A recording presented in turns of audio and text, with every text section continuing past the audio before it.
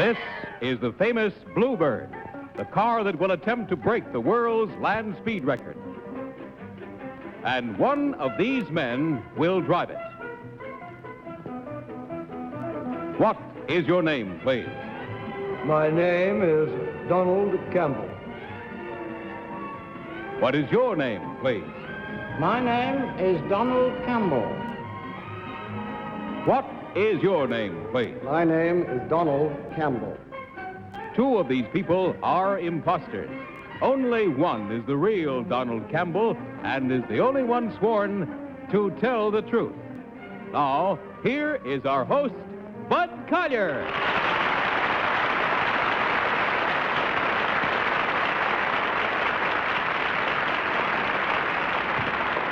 Thank you very much, and welcome once again to Tell the Truth, brought to you this week by Camel Cigarettes. And now may I introduce our panel. First, Miss Polly Bergen. Next, Mr. Don Ameche. Then Miss Kitty Carlisle. And finally, Mr. Tom Poston.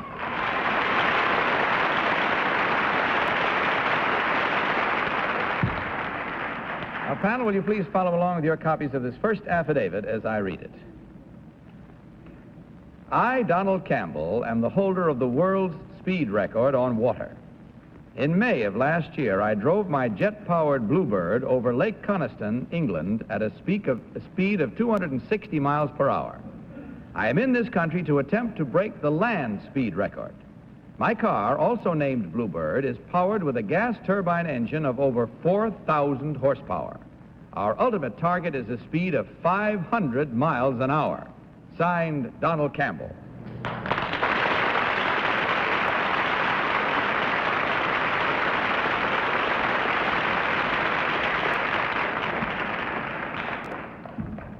You just heard these three gentlemen, panel, all claiming to be Donald Campbell, famous speed driver. And let's begin this first round of questioning with Tom Poston. Tom? Thank you, Bud. Mr. Campbell, number 3, can you tell me the principle of water injection in a high-speed engine, please? Water injection. There's no such thing as water injection in a high-speed engine. Number 2, do you agree with his answer? Not altogether, no. What is the principle behind water injection in a high-speed engine? Well, I would like to know first what you mean by a high-speed engine. Well, one that just goes like that. It would be in an internal combustion engine. Well, sorry, that's a question that would take the whole program to answer. I see. Number 1, please, Mr. Campbell. When a stock car, I'll go back to simpler engines than yours, I'm sure. When a stock car is cut down, speaking of engine terms, what does that mean? What is cut down when an engine is cut down to give it greater speed? I wouldn't have any idea. Polly Bergen, please. They take away all the extra parts? That would cut it down. No, do you want to know? Of course. Yeah. Well, they cut off the cams to give it a sharper brake. Oh, of course. It's a little like a ship's knees. The real Mr. Campbell is Tom Poston. Number 2, there's a very famous band leader in the United States who is a speed boat racer. Would you give me his name? No. Number 3, could you? Guy Lombardo. Number 1, how do you expect to get a 500-mile-an-hour car? I mean, what do you expect to do to ultimately get that fast? That question would also take the rest of the program to answer. We've spent 5 years engineering it. Don Ameche. Number 2, what was your father's top speed record? Do you mean on land or water? On land. It was 364 miles an hour. Number 3, what was your father's speed record on water? On water, 146.2. Number 1, how is this car kept on the ground? By its aerodynamic shape. Number 2, can you elaborate on that? Well, it's so shaped that the pressure of the wind tends to force it down rather than lift it up. In other words, by some sort of gimmick that hold that will... Well, as this liar on my right said, by aerodynamic force. We've got him with... I haven't understood a word of what's been said so far. Not a word. Number one, have you ever been on Lake Mead? Yes, ma'am. Number two, where is Lake Mead? It's on the Colorado River. Number three, where is Lake Mead? Well, I should say it's next to Nevada and Arizona, by Boulder Dam, or you might call it Hoover Dam. Have you been on Lake Mead, too? Yes, indeed. Number one, can you tell me where you expect to race at 500 miles an hour, or go at 500 miles an hour? Yes, on the Utah Salt Flats. Oh, I hadn't thought of that. Number two, can you tell me... Oh. I'm afraid that's it. Quandary though it may be, there it is. It's a fast one, and it's time to vote. So without any consultation, will you kindly mark your ballots and select thereby number 1, number 2, or number 3? Team of challengers will get, as usual, $250 for every incorrect vote. We all set? Has everyone voted? Polly, for whom did you vote this time? I really believe, at least I understood, Tom Poston better than I did. But knowing Tom personally, I don't feel that he is truly Donald Campbell. So I voted for number 1. I know I understood about as much of the conversation as Kitty did, but number 2 didn't know who Guy Lombardo was, and I mean, you know, really. So I decided that, and number 2 didn't agree with number 3, so I felt as number 2 didn't think it was number 3, it couldn't be number 3, so I voted for number 1. I don't think you understood me. I wanted to know why you voted for number 1. Oh, never mind.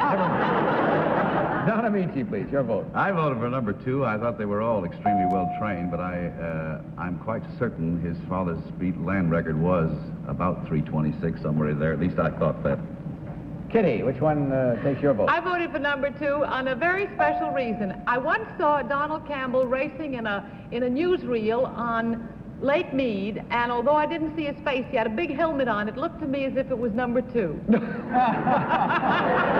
Good reason. Tom, which one do you think is the real one? This is my answer, number 1. As you can see, I changed. Somebody said, oh, Tom, how could you? I don't know. I don't really know. I just voted for number 1. I started for number 2, as you can see, but I settled on number 1 because I couldn't figure why the real one would call one of the other fellows a liar. Let's see, it wouldn't be polite if it was the real one, right? I don't know. If it was the real one, he has to take I don't know. It's too complicated. All right, complicated or not, let's sort of... I believe any if number 2 didn't. Well, let's ravel out this skein here and see which one leads to the real speed driver. So may I ask the real Donald Campbell to please stand up.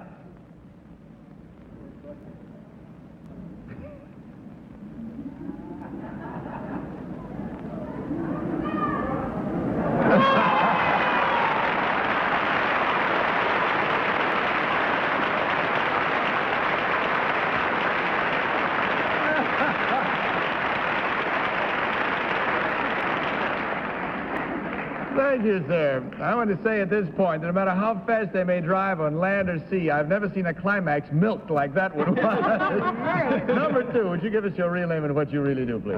My name is Robert Darling. I'm a research scientist, and I'm over here at the British exhibition representing a research association called Palmer Charter. Thank you, sir.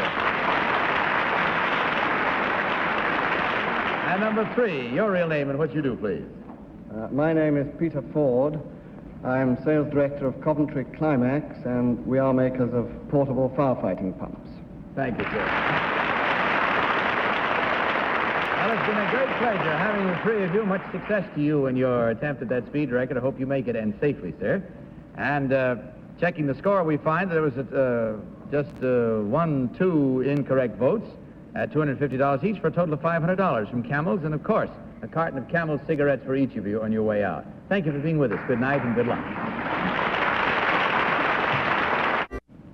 Now, panel, let's meet our next team of challengers.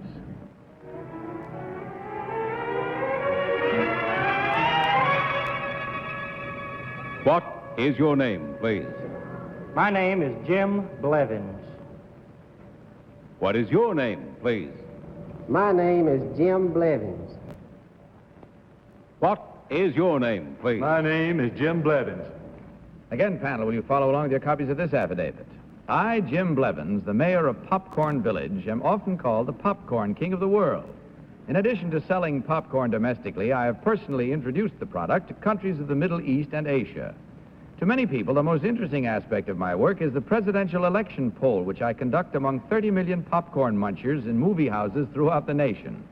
We print Republican Party symbols on some of the boxes and Democratic Party symbols on the rest. As the patron buys the box marked with the party of his choice, we keep a check as to relative sales. In this manner, I accurately predicted the outcome of the 1948, 1952, and 1956 elections. A national news service has called my popcorn poll the most accurate poll in the nation. Signed, Jim Blevins.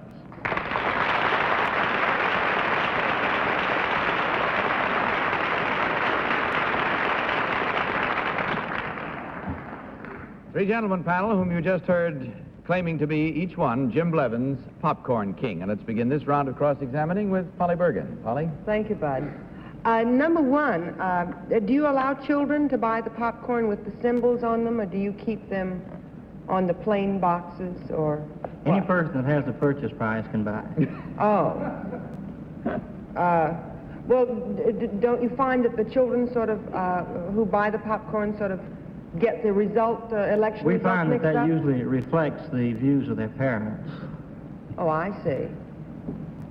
My 2.5-year-old doesn't feel the way I do about it at all. Number two, who first discovered popcorn? It was discovered by the Indians. Well, did they pop it regular like we pop it today? They served it at the first Thanksgiving to the pilgrims, Don Ameche. like we As the kind we serve today? Don Ameche. Number 3, does the name Pat DeSico mean anything to you? Pat DeSico? Yes. Sure. What does it mean to you? He's a performer. Number 1? What was the name, please? Pat DeSico. Yes. What does he A do? performer. 2? means nothing to me. Doesn't mean anything to you. Number 2, how much popcorn is sold in this country per year? 300 million pounds. How much? 300 million pounds. Number 3, do you have different size bags that you sell, or are they uniform? I think you got the wrong idea. Our business is to supply the Pops Right popcorn for popping. Pops Right is our trade name, and we supply the corn to the people who pop it. We do also supply them with the bags and the seasoning and so forth, but we don't actually sell the corn as you see it as the Snow White flakes. Sorry to interrupt. We have to pop along now to Kitty. Kitty? Number one, I don't care about... Pretty corny. Yes, pretty corny. I don't care about number three's explanation about how the corn gets into the movie houses. I want to know why you can't invent a silent container. I have never heard so much rattling and scrunching and tearing of paper in my life. Is there no way of inventing a silent That's a container? beautiful noise.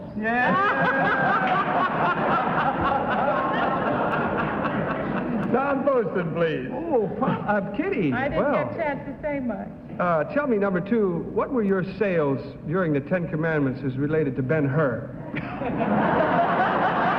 I'm afraid that was not a very good popcorn picture. Neither one of them. Not a good popcorn picture? Neither of them were very I good. find it hard to believe. Number two, what's a trailer? A trailer to a popcorn king? A trailer is a device used between features in a movie. Number three, Right, that's it. Time to vote once again without consultation. Will you kindly mark your ballots, panel? And in so doing, select number 1, number 2, or number 3. All set already? Everybody? Yep. Okay, Polly, what's your choice this time? Well, I voted for number two. Number one and number three both said that Pat DeSico was a performer, and Mr. DeSico is not a performer. Number two said he didn't know him, so I'd rather go for someone who didn't know him than someone who thought he did something else. Okay, Don. Well, I voted for number one. It's a pure guess on my part. I don't know. I know Pat DeSico had owned one of the popcorn franchises in Texas. Is what he was. So I don't know. It's all a mystery to me. Kitty, your vote, please. I voted for number one. I know Pat DeSico isn't a performer, but he's also a truck farmer, so he might have been a confusion for them. Anyway, anybody who thinks that the sound of that popcorn in the movie house is a beautiful sound is my candidate. And Tom Poston, your candidate. And that's exactly the reason that I voted for him. Such enthusiasm for noise must be rewarded, at least by my vote. Well, that's it again. Votes in, minds made up, our moment of truth as we come to this a special moment of popping our own corn. Let's see which one of these three gentlemen is the real popcorn king. So will the real Jim Blevins please stand up?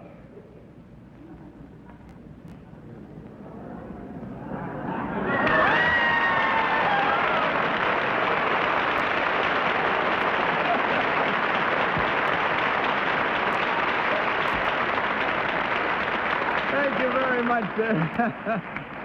Number one, would you tell us your real name and what you really do with that enjoyable sound?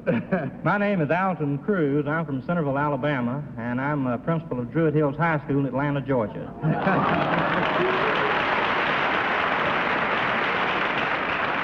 And number three, your real name, sir, and what you do? My name's Dr. Jim Ray. I'm a pediatrician in Columbus, Georgia. But I do like popcorn. Pop right. Well, in checking our score, we find there was only one correct, therefore three incorrect votes at $250 for a total of $750 from Campbell's, gentlemen, and a carton of Camel cigarettes for each of you on the way out. Thank you for being with us. Good night and good luck. Now, panel, may I introduce our third team of challengers?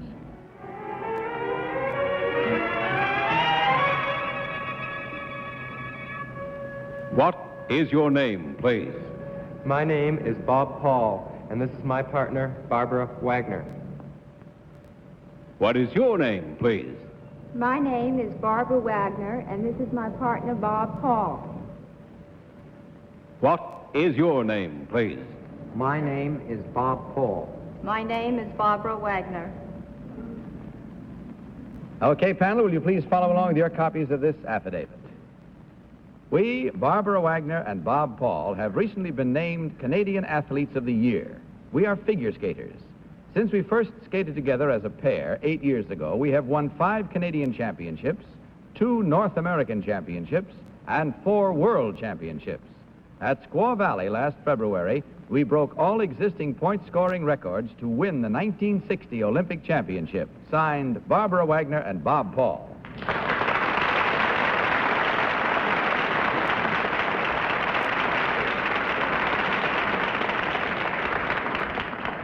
We have 3 couples this time, all claiming to be Barbara Wagner and Bob Paul, Olympic champions. And we'll start this round of questioning with Kitty Carlisle. Kitty? Thank you, Bud. Barbara, number one, who is the founder of Squaw Valley, sort of the man who runs it? I think his name is Cushing. Barbara, number two, can you tell me the difference between running skates and figure skates?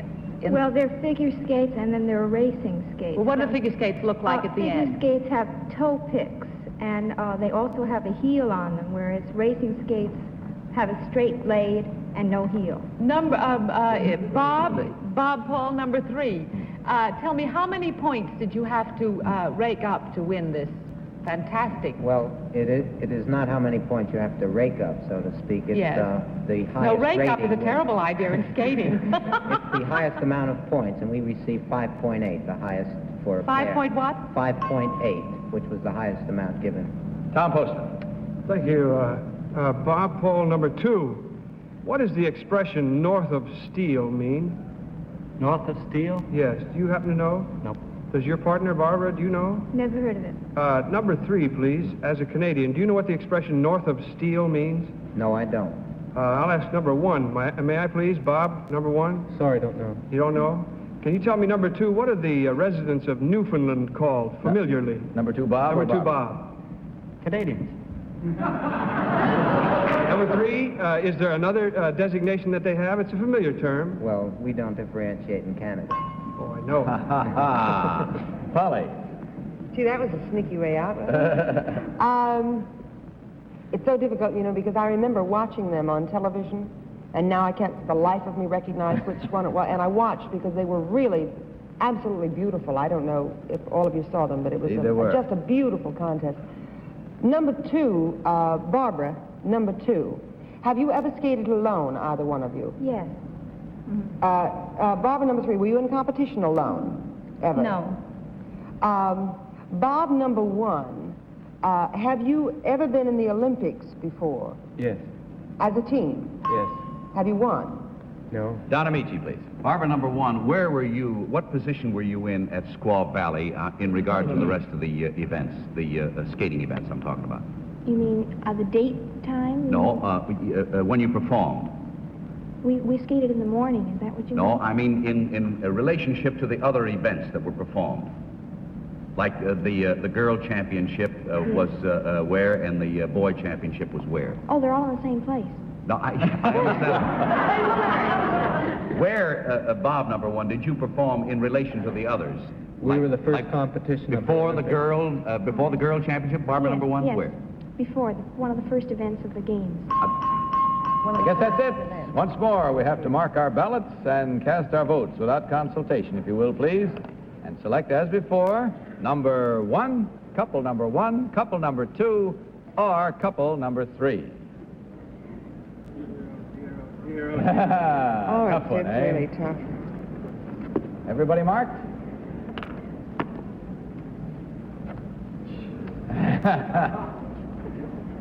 Tom, let me know when you marked. Have you marked your ballot? Okay. Yes, I have. Polly, for whom did you vote this time? Well, I voted for number 1, really for no particular reason. Maybe because Bob, number 1, is sunburned. I don't know. It was that nebulous. They all seemed to know a great deal about what we were asking them. I know very little about ice skating, though I did see the competition. And it was a guess on my part. I hope it's right. Don, what is your vote? I voted for number 1 because they answered more of my questions correctly than any of the other couples did. And Kitty, which one do you think is the real one? I voted for number 1 on the basis of the way Barbara, number 1, held herself up on the platform. She held herself like a very marvelous athlete. And Tom? Well, I took so long to make what looks like a wrong guess, I guess. It's just a guess. I thought they all knew the yes. So I am not. All right, we won't keep the solution of this on ice any longer. Let's find out which one of these 3 couples is the real Olympic champion couple. So will the real Barbara Wagner and the real Bob Paul please stand up?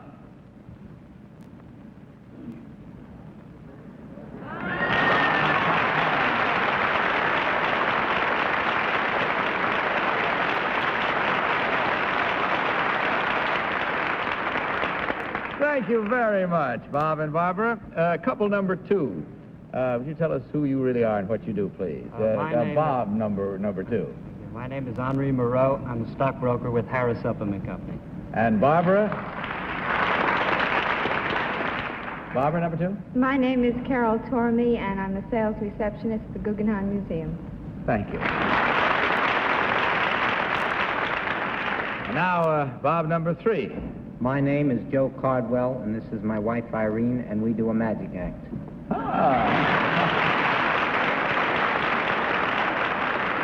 Well, you've skated a nice lot of magic through our evening's entertainment, and good luck to you both in future competitions, and to you and your magic, and to you, whatever you may do. Checking our score, we find, of course, there were 3 correct this time, only 1 incorrect at $250 for exactly that total from Camel Cigarettes, but a carton of Camels for each of you, which is a prize in itself. Thank you for being with us. Good night, and good luck to you all.